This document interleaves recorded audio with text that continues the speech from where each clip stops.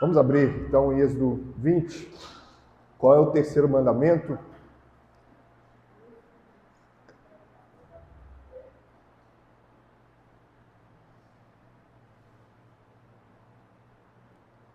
Êxodo 20, versículo 7. Vamos ler todos juntos? Não tomarás o nome do Senhor, teu Deus, em vão, porque o Senhor não terá por inocente o que tomar o seu nome em vão. Não tomarás o nome do Senhor. Nós vimos semana passada sobre o aspecto positivo da lei, do nosso irmão Vinícius, colocando aqui a importância de honrar o nome do Senhor, onde fomos relembrados aqui pelo irmão Vitor, que o nome do Senhor é terrível, a palavra de Deus coloca. Uma vez entendendo que nós precisamos honrar o nome do Senhor, isso inclui que possamos entender aquilo que não devemos fazer. Isso também é honrar o nome do Senhor. E é isso que nós vamos ver, vamos começar a ver. Esse é o primeiro estudo sobre o que é proibido, no terceiro mandamento. Então, a gente tem sempre estudado o que o Senhor requer e aquilo que Ele proíbe. Então, quais são os pecados proibidos no terceiro mandamento? Os pecados proibidos no terceiro mandamento são não usar o nome de Deus conforme se requer, abusar dele pela menção ignorante, vã, irreverente, profana, supersticiosa ou ímpia, ou usar indevidamente os seus títulos, atributos, ordenanças ou obras pela blasfêmia ou perjúrio. Então a gente vai à Bíblia, a palavra de Deus, o próprio Deus falando para nós aquilo que nós não devemos fazer com o nome dele, não devemos abusar do seu nome. De irmão Vinícius, que abre Malaquias 2, versículo 2, nós vamos ver sobre o pecado de negligenciar o uso correto do nome de Deus. A irmã Tayane vai abrir em Atos, pedir a irmã Ediné que abra em Provérbios, livro de Provérbios, depois de Salmos, capítulo 30. E a irmã Mara também vai abrir em Malaquias, por favor. Só que o 1, versículo 6 e 7. Por favor, Vinícius. Se o não ouvirdes e se não propuserdes no vosso coração da honra ao meu nome, diz o Senhor dos Exércitos, enviarei sobre vós a maldição e amaldiçoarei as vossas bênçãos. Já as tenho amaldiçoado, porque vós não propendes isso no coração. Veja, negligenciar, ou seja, se nós não damos honra ao nome do Senhor, nós estamos pecando, negligenciando o nome dele. É simplesmente o pecado de não dar honra ao Senhor. Ou seja, lembrando aquilo que o irmão Vinícius colocou aqui, muitas pessoas não usam o nome de Deus em vão de forma externa, mas interiormente, pelo fato de não darem honra ao nome do Senhor, quebram o terceiro mandamento. Então o Senhor requer, como vimos semana passada, ele requer honra. Então, nós estamos trabalhando no aspecto negativo, negligenciar, que lemos em Malaquias 2, o nome de Deus, negligenciar a honra que ele merece, é pecado. Atos 17, versículo 23, por favor.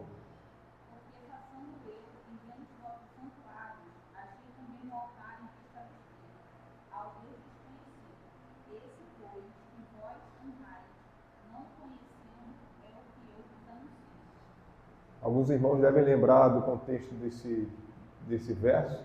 É Paulo falando para os atenienses, onde eles têm vários deuses e tem um espaço para o Deus desconhecido. E Paulo usa disso como uma oportunidade de evangelização. Ele diz, é esse Deus que eu anuncio. Ou seja, eles adoram erradamente e de forma a chegar à ignorância pelo fato de não honrarem o verdadeiro Deus.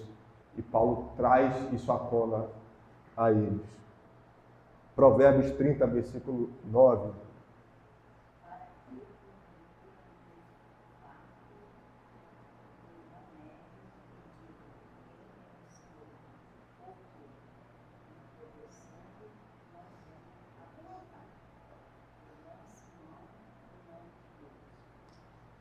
Isso aí. A versão da irmã diz: lance mão do nome de Deus. O versículo anterior vai falar que nós, Provérbios, de forma muito sábia, vai colocar da questão de sermos muito ricos ou muito pobres. E nós devemos interpretar o livro de Provérbios como se deve, entender que o que o Provérbios está querendo trazer é que na muita riqueza os riscos de sermos altivos é muito grande. Na pobreza, na muita pobreza, por sermos seres caídos, que a irmã leu, o risco de furtarmos é grande.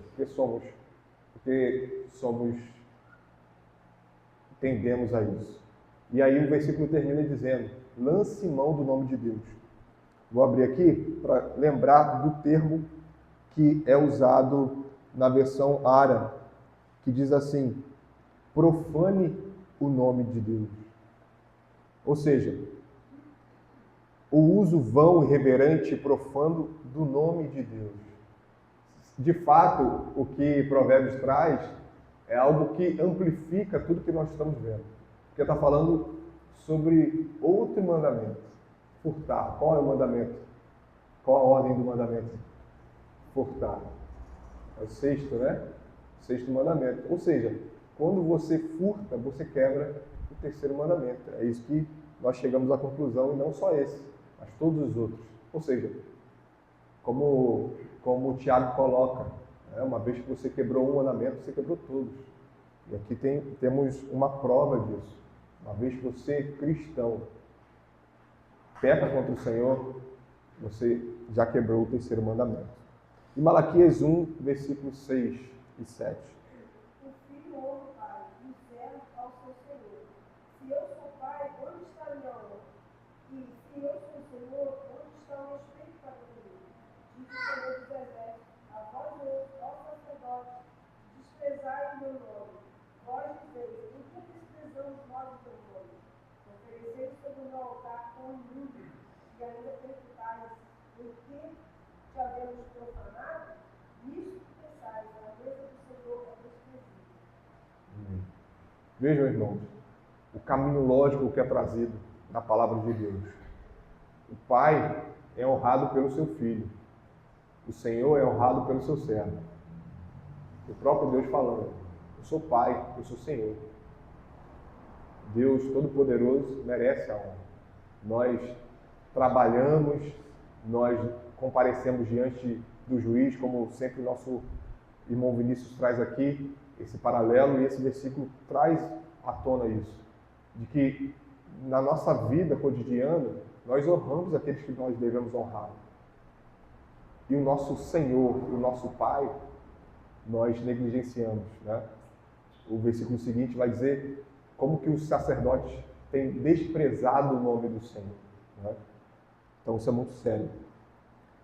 Por favor, Gabriel e Juliana estão com bebês. Vocês podem abrir aí? Consegue? Gabriel, por favor, abra o 1 Samuel 4.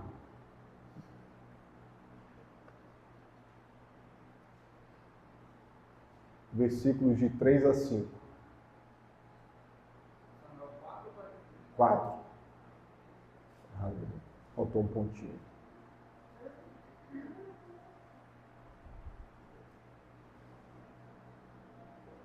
Juliana, consegue ler? Por favor, Danilo. Colossenses 2, versículos de 20 a 22. Pode ler, por favor. Voltando ao arraial, disseram os anciãos de Israel: por que nos feriu o Senhor hoje diante dos filisteus? Tragamos de Siló a arca da aliança do Senhor, para que venha no meio de nós e nos livre das mãos dos inimigos. Mandou, pois, o povo trazer de Siló a arca do Senhor dos Exércitos,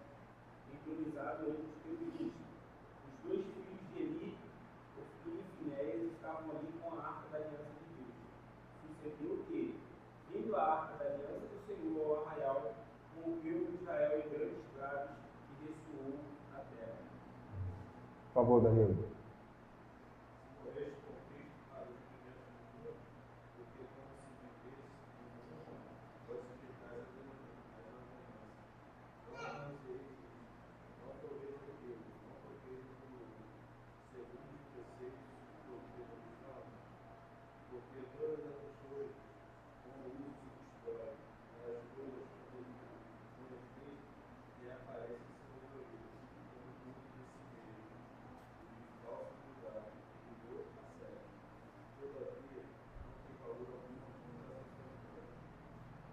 Vejam, irmãos, a história que nós lemos em 1 Samuel é do povo que acabou de perder uma batalha.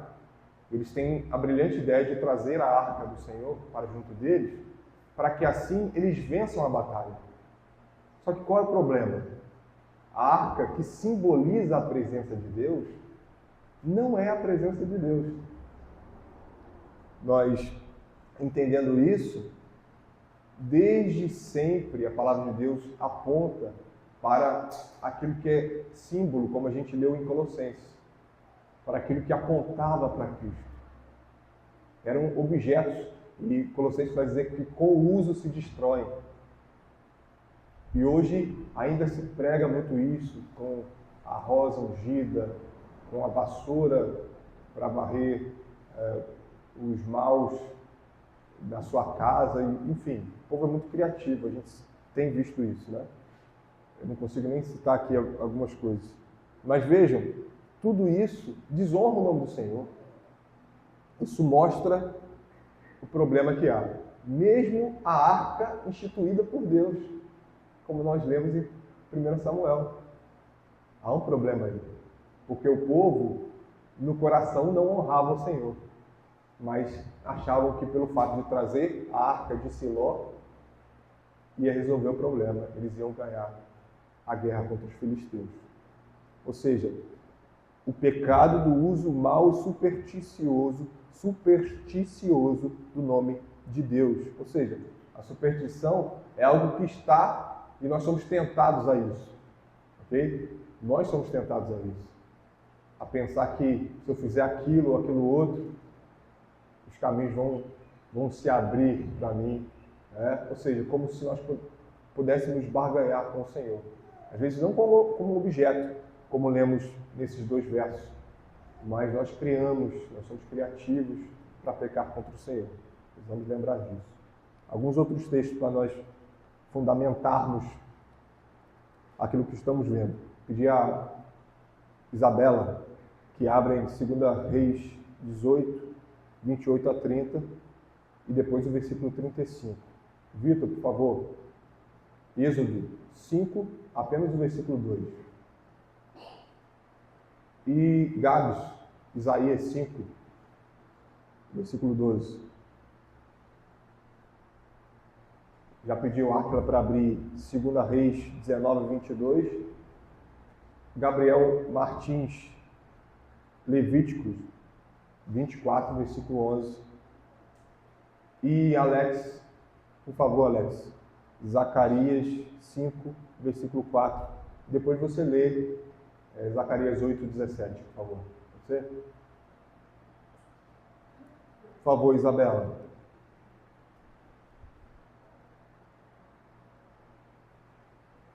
Então,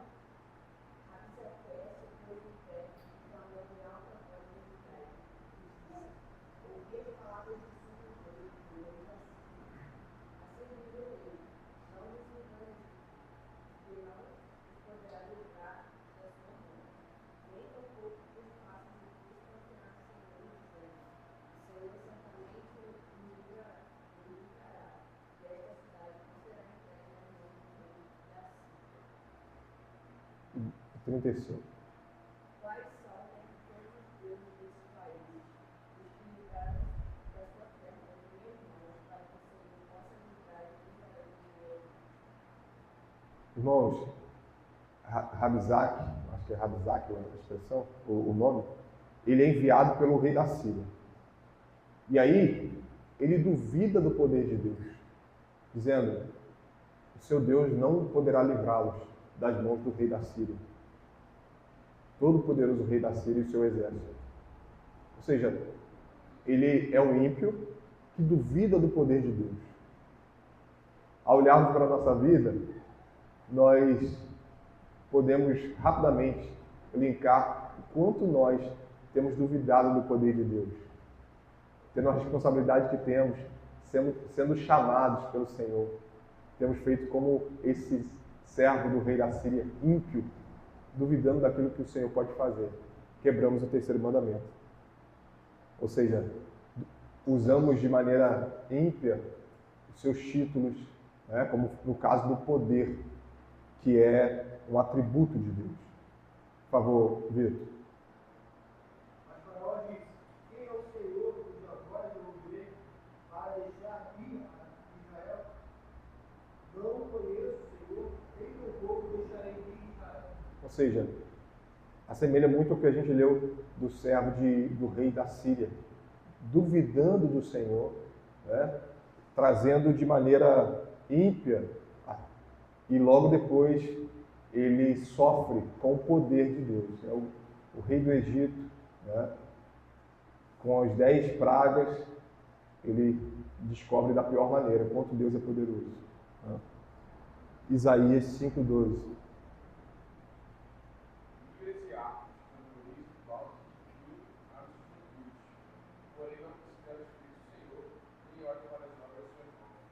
Olha só, esse verso é muito interessante, porque o começo dele mostra aquilo que nós recebemos, né?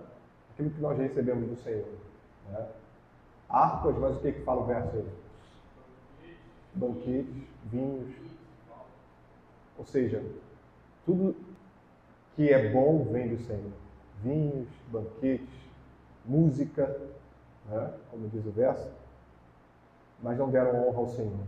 Ou seja, desprezando na provisão do nosso Deus. Pecamos assim também. Pecamos assim quando não damos graças ao Senhor por aquilo que temos. Né? Porque nós queremos comparar com o próximo. Nós, de maneira ímpia, de maneira profana, nós duvidamos do poder de Deus, daquilo que Ele pode fazer nas nossas vidas. 2 Reis 19:22, Áquila.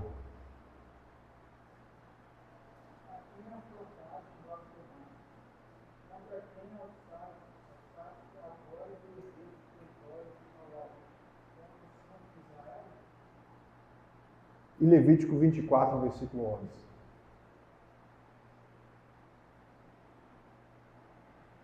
Então, o filho da mulher israelita blasfemou contra o nome do Senhor e o amaldiçoou. Por isso o levaram a Moisés. O nome da mãe dele era Selomite, filha de Tibe, da tribo de Dan. Exato. O pecado da blasfêmia. A gente vai ver isso aqui com uma explicação pelo autor que nós temos estudado, o Gerardo Vos, sobre o que é blasfêmia. E o pecado do perjúrio, Zacarias 5, versículo 4. Por favor.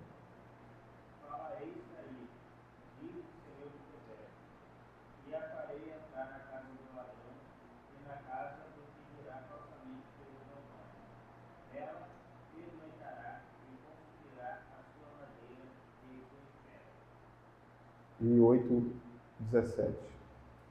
Nenhum de vós fez mal no seu coração contra o seu próximo, nem ande por juramento falso, porque a todas essas coisas eu aborreço, diz o Senhor. Isso aí, nós vamos, os irmãos vão lembrar de alguns estudos que nós tivemos com o irmão Vinícius sobre perjúrio, sobre jurar falso, né, no Sermão do Monte, né, que foi marcante aqui para a congregação entendermos o que é o juramento, aquilo que é certo, jurar, enfim. Então, qual o significado das palavras vão e vaidade na Bíblia? Ou seja, nós lemos aqui no mandamento, nós não devemos dizer o nome do Senhor em vão. O que quer dizer isso?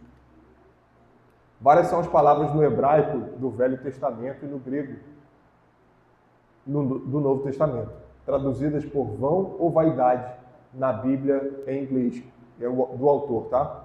Elas não têm exatamente o mesmo significado. A palavra equivalente a em vão, no terceiro mandamento, significa primariamente de maneira falsa. Ele ocorre 53 vezes no hebraico do Velho Testamento, das quais 44 vezes é traduzida por vão ou vaidade. Ao nos proibir de tomar o nome de Deus em vão, o mandamento nos impede de usá-lo para tudo o que for falso ou errado. Nós vamos nos aprofundar nisso, mas veja, nós vimos várias e várias vezes aqui o que é vaidade em Eclesiastes. Talvez nós tivéssemos uma visão errada do que era vaidade, ou superficial, melhor dizendo, do que era vaidade. Nós vimos que é muito mais daquilo que nós pensávamos. Ou seja, tomar o nome de Deus em vão é tudo aquilo que é vazio, que nós tornamos triviais. Né? E nós vamos ver isso aqui. Os irmãos fiquem à vontade para cooperar, para perguntar, tá bom? Por favor. Que tipo de mau uso do nome de Deus o catecismo proíbe especificamente no terceiro mandamento? Abusar do nome de Deus ou da sua revelação de maneira ignorante, vã, irreverente, profana, supersticiosa ou ímpia. O abuso ignaro ou ignorante do nome de Deus é aquilo que procede da mente obscurecida pelo pecado do homem decaído, a parte da obra de iluminação do Espírito Santo. Por ignorar a autorrevelação de Deus, o homem moderno afirma que Deus não é senão amor e bondoso demais para castigar os pecadores com o inferno, etc. Isso é usar erradamente o nome de Deus. Usar o nome de Deus de modo vão é associá-lo a questões triviais, como quando é tomado inutilmente para se referir ao seu nome,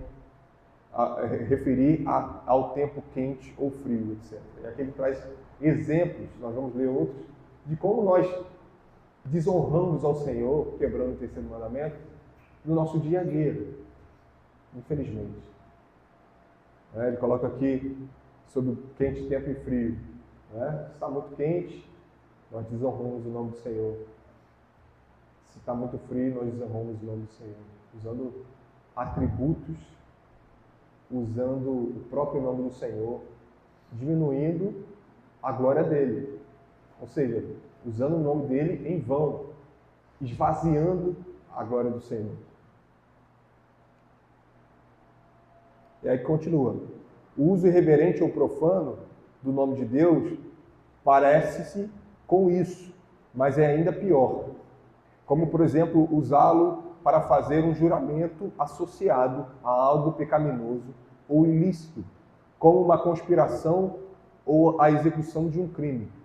O abuso supersticioso do nome de Deus é quando o associam ao uso de qualquer prática supersticiosa, como ler a sorte, tentar controlar as circunstâncias pela magia e coisas assim. O que eu lembrei, ao ler isso aqui, principalmente nessa parte que vai falar sobre usar para fazer um juramento associado a algo pecaminoso ou ilícito, como uma conspiração ou execução de um crime. No nosso contexto, Rio de Janeiro, nós ouvimos falar de histórias absurdas como os traficantes evangélicos.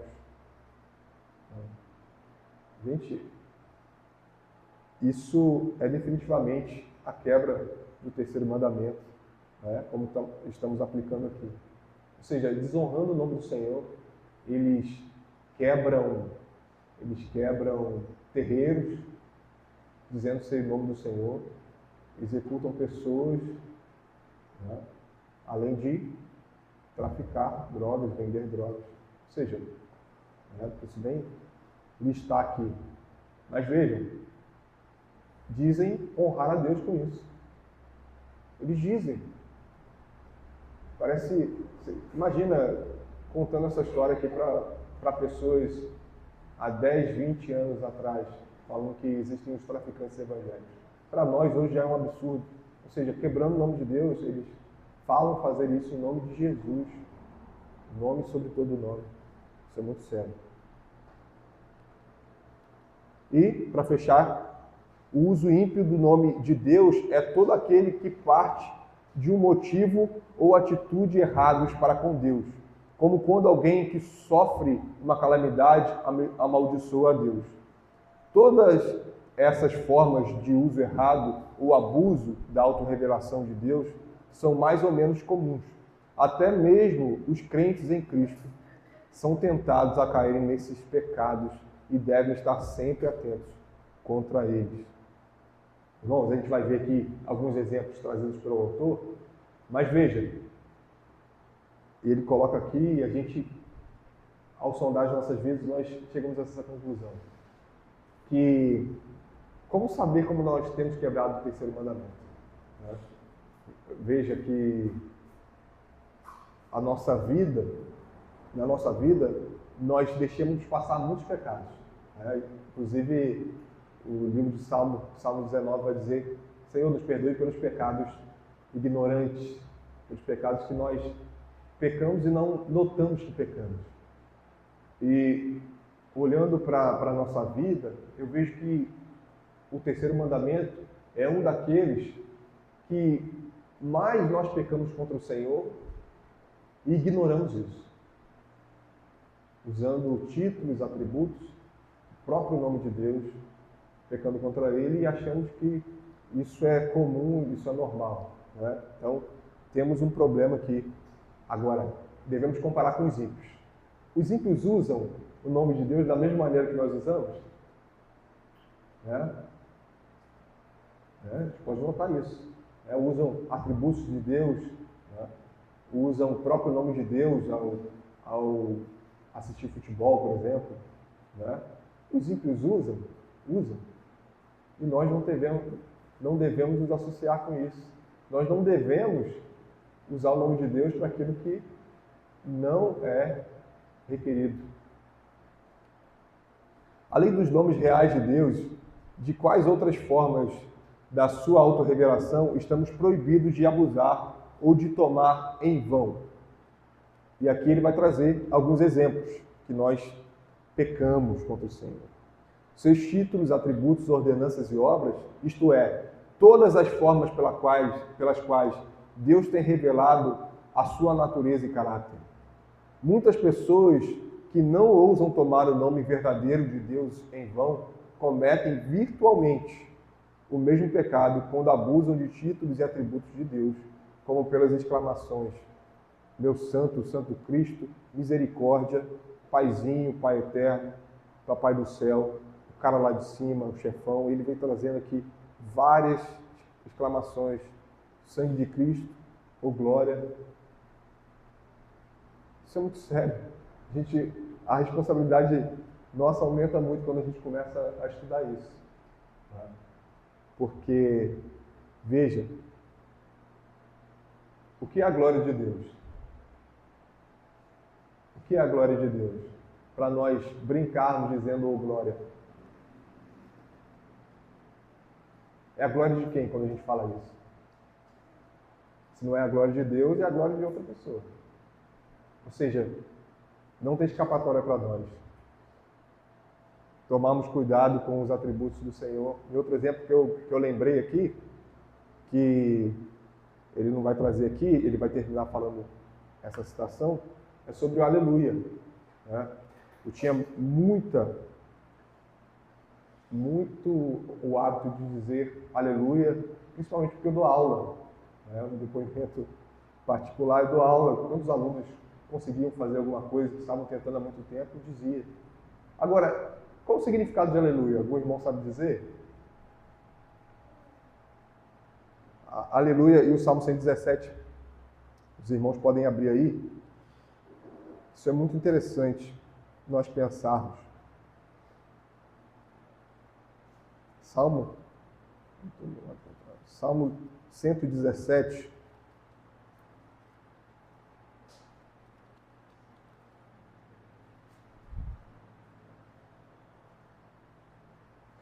Nós temos um paralelo aí. Salmo 117 começa e termina com o mesmo significado. Olha o que diz: louvai ao Senhor, vós todos os gentios, louvai todos os povos, porque muito grande é a sua misericórdia para conosco, e a fidelidade do Senhor subsiste para sempre. Aleluia. Louvai ao Senhor. Aleluia quer dizer louvai ao Senhor. Ou seja, naquele tom de brincadeira, eu estou louvando ao Senhor ao dizer aleluia. Veja como nós lemos não só o nome de Deus, mas os seus atributos devem ser levados em consideração, e também obras e ordenanças. Ao dizer louvar ao Senhor, eu estou realmente louvando ao Senhor? Ou seja, isso é um trabalho que nós devemos fazer no nosso coração, de sondar. Ao dizer o que eu disse, eu estava louvando ao Senhor? Ao dizer, meu Deus, assistindo futebol, eu estava clamando realmente ao Senhor? Isso é muito sério. Isso é muito sério. Porque, como vimos aqui na devocional, o Senhor requer de nós um profundo temor ao lermos a sua palavra. E, além de nós não lermos a sua palavra, nós, ao abrirmos a boca para finalmente falar o seu nome, nós falamos de forma irreverente. Mostra o peso e da responsabilidade que nós temos. Porque nós não fazemos a nossa devocional, nós não lemos a nossa palavra, nós não oramos, mas a nossa boca fala o nome de Deus como o ímpio. O ímpio fala. O ímpio fala tudo isso aí. E ele dá glória ao Senhor. Entendermos isso vai mudar a nossa perspectiva bíblica do que nós lemos no Salmo 25. Dar ao Senhor a glória e temer ao Senhor. Um texto, conhecido por nós, Isaías, capítulo 6, demonstra um pouco sobre a dificuldade dos próprios cristãos de se atentarem a esse mandamento. Porque a nossa geração, se você for conversar com cristãos, que professam a fé, eles vão achar isso coisa do passado, coisa muito restritiva, a graça, a liberdade e tudo mais. E a gente vê que isso ocorre porque as pessoas vivem uma fé tão fluida, tão superficial, que os cristãos perderam a noção de quem Deus é, da glória, da majestade e da transcendência de Deus. Elas enfatizam muito a questão da pessoalidade de Deus a tal ponto de exagerar de forma pecaminosa e diminuir Deus como um ser humano, como uma criatura. E aí esquece que Deus está sentado no seu trono, é um outro ser, é transcendente, ele não se confunde conosco nem com a sua criação. E em Isaías capítulo 6, nós temos um pouco dessa noção que o profeta teve quando ele estava diante de Deus. Lá em Isaías capítulo 6, se você permite ler aqui, diz que no ano da morte do rei Uzias, eu vi o Senhor assentado sobre um alto e sublime trono, e as abas de suas vestes enchiam o templo. Serafins estavam por cima dele, cada um tinha 6 asas, com 2 cobriam o rosto, com 2 cobriam os seus pés e com 2 voavam. E clamavam uns aos outros, dizendo: Santo, Santo, Santo é o Senhor dos exércitos, toda a terra está cheia da sua glória. As bases do limiar se moveram a voz que clamavam, e a casa se encheu de fumaça. Então o profeta disse: Ai de mim, estou perdido, porque sou um homem de lábios impuros, habito no meio de um povo de impuros lábios, e os meus olhos viram o Rei, o Senhor dos exércitos. Então um dos serafins voou para mim, trazendo na mão uma brasa viva, que tiraram do altar como um tenaz. Com a brasa tocou minha boca e disse: Eis que ela tocou os teus lábios, a tua iniquidade foi tirada, e perdoado o teu pecado. O profeta tinha consciência de que os seus lábios eram impuros. Ele estava diante da glória de Deus, da presença de Deus. Se a gente tivesse a noção dessa glória que o Isaías teve o privilégio de ver, uma glória que, apesar de nós não vermos, ela é real e existe, e exige de nós um comportamento de honra e glória a honra do Senhor, a gente teria muito mais zelo de guardar os mandamentos do Senhor. Se a gente não entender quem é Deus e a glória devida a Ele, e o seu nome, os seus títulos e tudo que está englobado ali, a gente vai desprezar os mandamentos dele. Porque nós vimos que lá no prefácio, Deus fala quem Ele é e da onde nos tirou. Depois Ele dá os mandamentos. Se a gente não guardar essa ordem das coisas, se a gente não entender quem Deus é, os mandamentos não vão ser observados, ou não vai haver uma tentativa da nossa parte de observar os mandamentos do Senhor. Porque é assim que nós estamos vivendo. É assim que nós estamos nos comportando no culto a Deus e em tudo que nós vamos ver nos mandamentos. Nós perdemos de vista quem Deus é. Nós perdemos de vista a glória devida ao nome de Deus. É por isso que nossas bocas, a mesma boca que traz honras ao Senhor, é a mesma boca que profana. E o pior, às vezes a gente faz isso e a gente nem sequer tem peso de ter feito tal coisa.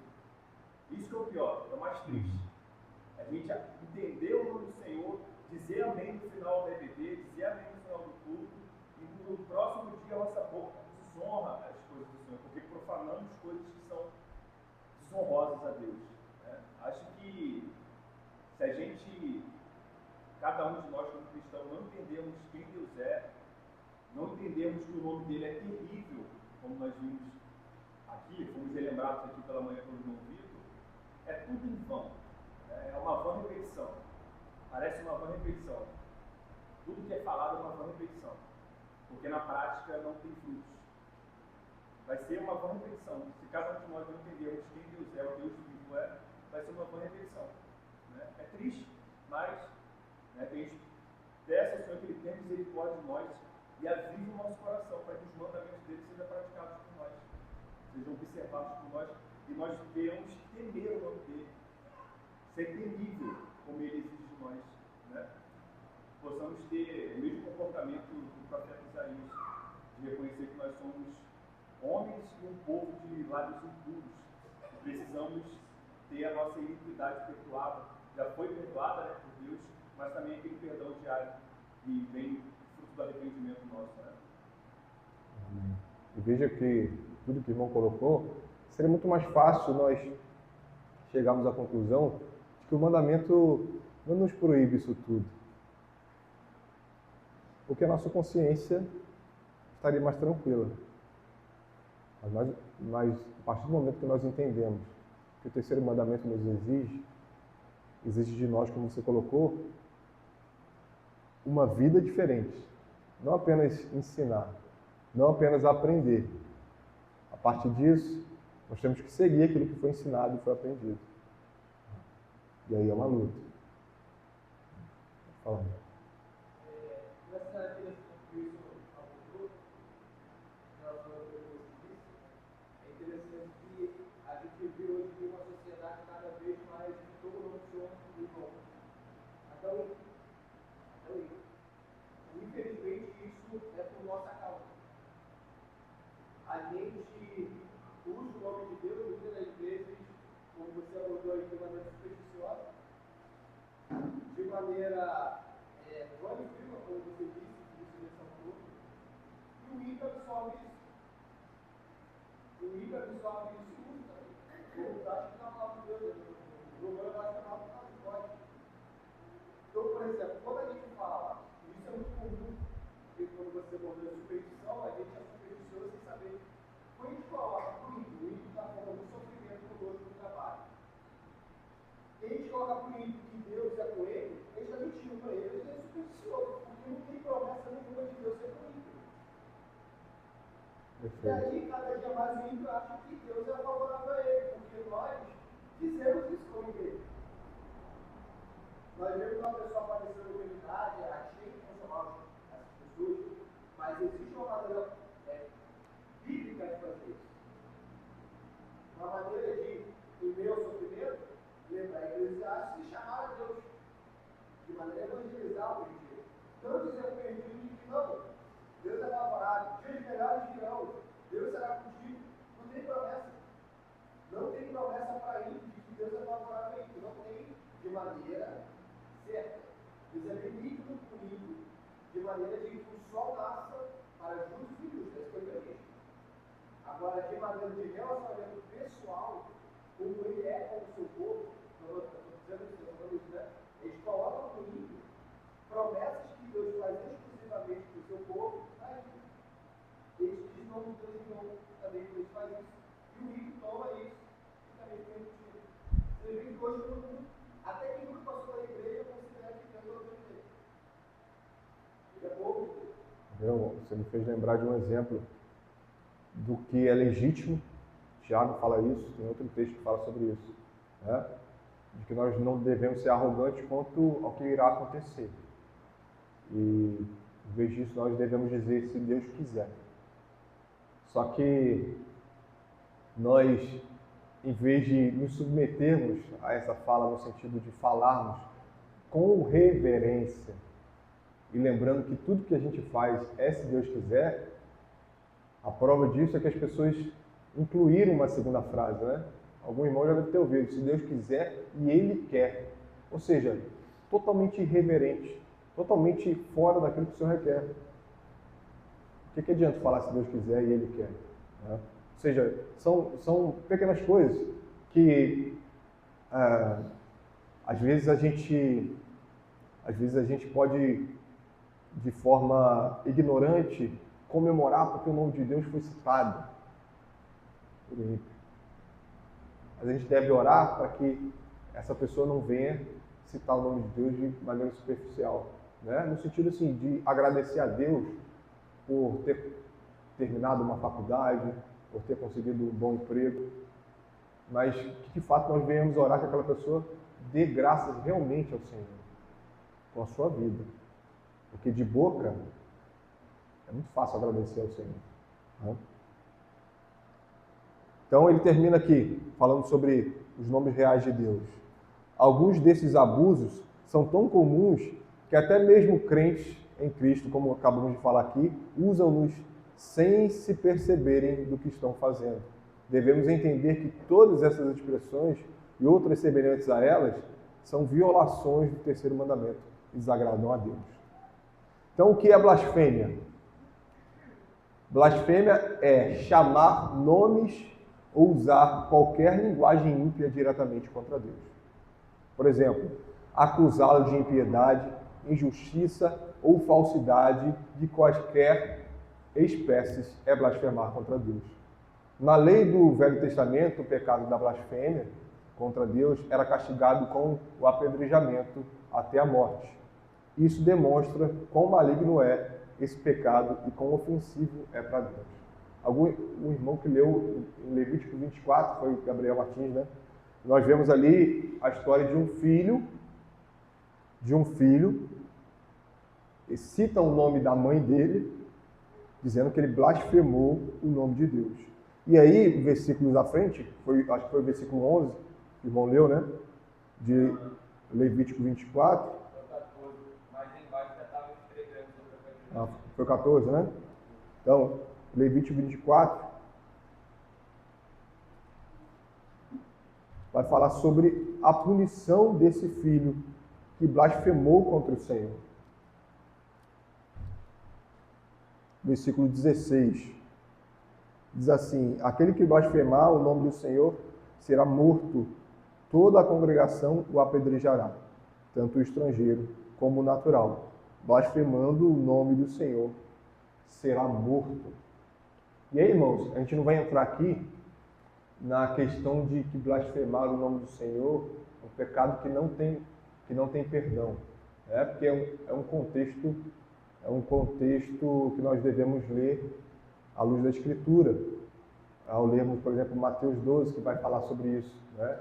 Contexto de pessoas que estão firmes na sua posição ali, no caso, os fariseus. Quando Jesus fala que blasfêmia contra o Espírito Santo não tem perdão, é pelo fato daqueles que estão falando isso, eles não estão deslizando, né? Não deslizem. Eles de fato estão firmes naquela posição. Então não há perdão para eles. Ok? Aqui, nesse caso, essa pessoa que foi morta, ela pode ainda assim vir a crer na palavra, se arrepender, mas de fato a punição é pesada. Nós vamos, os irmãos já falaram sobre isso aqui, nós olhamos a segunda tábua da lei, ou a partir do 5º mandamento, com mais peso muitas vezes do que olhamos a primeira tábua da lei. O jovem aqui foi morto por blasfemar o nome de Deus. Isso é muito sério. Então, o que a gente deve lembrar? Que blasfemar é chamar nomes, usar qualquer linguagem ímpia diretamente contra Deus. De que modo as pessoas hoje blasfemam contra Deus? Hoje blasfema-se contra Deus de muitas maneiras. É normal que graves sofrimentos ou calamidades levem as pessoas a blasfemarem contra Deus. E aqui ele dá um exemplo sobre a Segunda Guerra no tempo dele, né? E ele termina: por isso desafiar a bondade ou o poder de Deus é blasfêmia. Que exemplos que a gente pode dizer de grandes calamidades que levaram as pessoas a blasfemarem contra o Senhor? Ou seja, graves sofrimentos, calamidades, ele dá o exemplo da Segunda Guerra Mundial, né? O que a gente pode lembrar de âmbito mundial? Né? Uma grande calamidade, a pandemia, né?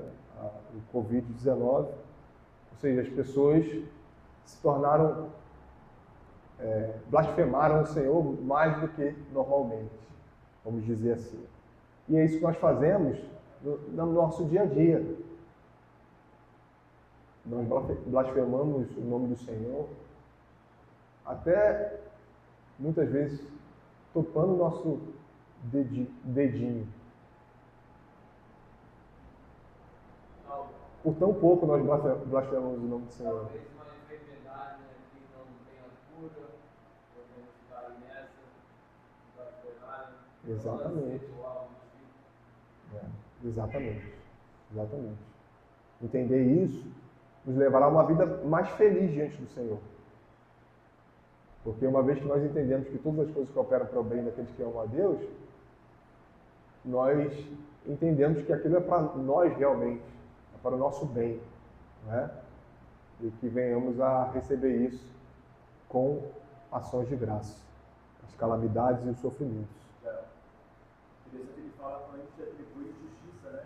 Eu lembrei de Romanos 9, a questão da salvação, a questão da eleição, né? Nós dizemos que o Paulo vai falar, será, retoricamente, né? Será Deus injusto? Aí ele responde, de modo nenhum. Então, às vezes, na questão da eleição, tem muitas pessoas que atribuem justiça à parte disso, a blasfêmia, né? Falar que na eleição Deus escolhe uns e não outros, e as pessoas falam isso é justiça da parte de Deus, isso é blasfêmia. Perfeito, porque o que Romanos 9 traz é uma quebra de objeção. Ele diz: de maneira nenhuma o Senhor é injusto ao eleger alguns. Ou seja, uma vez que você contraria isso, você está blasfemando o nome do Senhor, né? Uma vez que você discorda do que está escrito na própria palavra do Senhor, né? E perjúrio, o que é perjúrio? Nós vimos aqui nos estudos do irmão Vinícius, o Sermão do Monte. Perjurar é o pecado de declarar falsidade sob juramento, isto é, invocar a Deus como testemunha daquilo que juramos ser verdade, quando na realidade dizemos uma mentira. Não é pequeno um insulto que se lhe faz ao se jurar falso pelo seu nome, e, portanto, a lei chama a isso de profanação. O que resta do Senhor se despojado da sua verdade? Ele assim deixa de ser Deus. Ele certamente tem sido despojado dela quando o fazem de patrocinador e aprovador de uma falsidade. Não podemos invocar a Deus para que seja testemunha da nossa declaração sem reivindicarmos a sua vingança sobre nós. Se formos culpados de perjúrio, e aí é uma citação de Calvino, nas Institutos. O perjúrio não é um pecado só contra Deus, mas é punido também pelas leis de vários países do mundo como um crime. Em vários países do mundo, as pessoas juram diante da Bíblia, com a mão na Bíblia, demonstrando, simbolizando o peso daquilo que estão dizendo. E na palavra de Deus não existe meia verdade, assim sim, não, não. Isso é pecar contra o Senhor. Ou seja, não é uma mera mentira. É a quebra do terceiro mandamento. Isso é muito sério. Você está colocando o Senhor como sua testemunha. Então, como o pecado do perjúrio nós quebramos nos dias de hoje. Embora, devido à natureza do caso, seja impossível ter uma estatística apurada sobre isso, e o perjúrio seja algo muito difícil de provar, em alguns casos, como ele disse, há razões suficientes para crermos que o perjúrio está longe de ser raro nas cortes de justiça de hoje, e que seja possível contratar alguém para jurar em juízo que o réu estava numa cidade diferente no momento da ocorrência do crime, etc. Poucos anos atrás, e aqui é um exemplo dado pelo autor nos Estados Unidos, num certo estado da federação, todo candidato a uma carteira de motorista era obrigado, pela lei, a fazer um juramento em que prometia, entre outras coisas, não dirigir acima de 50 km por hora nas rodovias daquele estado. Essa exigência traz sobre o próprio governo a culpa quase total do perjúrio que convida seus cidadãos a cometerem. Os crentes em Cristo devem se opor a todo abuso da ordenança divina de jurar pelo nome de Deus. Veja, ele traz um exemplo aqui daquilo que nós lemos no Sermão do Monte, que jurar, e o nosso irmão Vinícius ensinou isso aqui, trouxe para a gente de maneira muito clara, jurar ao Senhor é algo sério e requer solenidade. Você jura diante de Deus no meio de testemunhas, né? Num júri, né? No seu casamento. Né? Você jura diante de Deus. Uma vez que o próprio Estado obriga você a jurar diante de Deus por algo que é trivial no sentido de que o Senhor não requer isso, ele coloca aqui, a culpa sobrecai sobre o Estado. Nós entendemos isso. A gente não está jurando por tudo. Né? Nós entendemos que, uma vez jurado, a gente está colocando Deus no meio. E se nós não cumprirmos aquilo, nós quebramos o terceiro mandamento. Quão terrível é.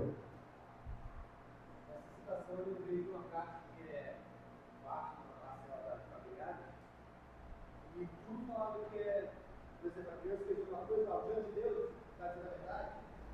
Diante de Deus, você está. E tudo colocado no nome de Deus. Para saber se a criança estava falando a verdade ou não. E o nome de Deus era, assim, dificilmente uma criança de 8 anos, 7 anos, vai ter a noção do que é o nome de Deus. Aí quando a gente vai ter a esquerda e a introdução dos critérios de Deus, nós somos instados a zelar pela lei e a fazer o que outros quiserem também. Quando nós colocamos o nome de Deus, já estamos pecando, e quando nós já sabemos que aquela pessoa não está capacitada a cumprir o juramento, e não é um ambiente reverente também, né? É um ambiente também frio, a gente faz com que ela coloque o nome de Deus porque nós somos superiores, porque é o Estado superior a nós, e nós, em relação aos nossos filhos, e as crianças nós somos superiores, a culpa recai sobre nós. Isso aí. A culpa recai sobre nós. A gente está fazendo que outras pessoas jurem os nossos inferiores de maneira completamente indevida. A gente está forçando com que elas jurem. Porque ela está indo contra o próprio mandamento. Exatamente. Vejam, irmãos. Observar o terceiro mandamento é um desafio para nós, como todos os outros, né? Mas, pessoalmente falando, eu vejo que nós, olhando para a minha vida, principalmente, nós facilmente quebramos o terceiro mandamento, porque é muito fácil abrir a boca. Muito fácil pensar no nome de Deus de forma irreverente. Pensar e falar. Possamos nos policiar contra isso. Uma vez que nós, de forma prudente, abrimos a nossa boca, de forma prudente pensamos naquilo que é bom, lembremos quem é Deus. Lembremos quem é Deus para que assim nós venhamos falar o nome dele de forma reverente. Aqui a gente vai a algumas perguntas para os irmãos relembrarem e reterem conteúdo. Vou pedir a alguns irmãos especificamente para responder. Pode ser?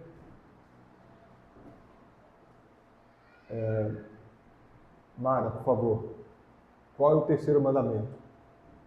Não farás para ti imagem de escultura. B. Não tomarás o nome do Senhor teu Deus em vão. E C. Guardar o sábado para o santificar. B. Não tomarás o nome do Senhor teu Deus em vão. Todas as perguntas, como sempre, muito fáceis. O que significa tomar o nome de Deus em vão, Tayane? Usar o nome de Deus de maneira falsa, irreverente ou profana, esquecer-se de orar regularmente, fazer promessas sinceras a Deus. Qual é um exemplo de abuso supersticioso do nome de Deus?